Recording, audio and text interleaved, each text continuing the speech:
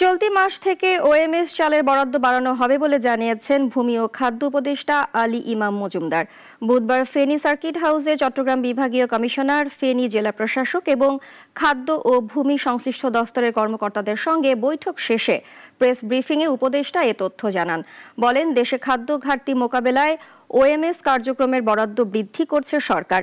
চলতি মাস থেকে এই কার্যক্রম সম্প্রসারিত হবে। বলেন, গত বছর 5 মাসে 50 লাখ পরিবারকে প্রতি মাসে 30 কেজি করে চাল বিতরণ করা হয়েছিল।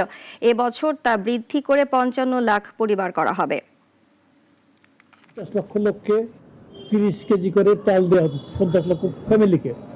এটা এই বছর সরকার বাড়িয়ে এটা সম্প্রসারিত করে 55 লক্ষ পরিবারকে দেওয়া হচ্ছে এবং 6 মাস দেওয়া হচ্ছে।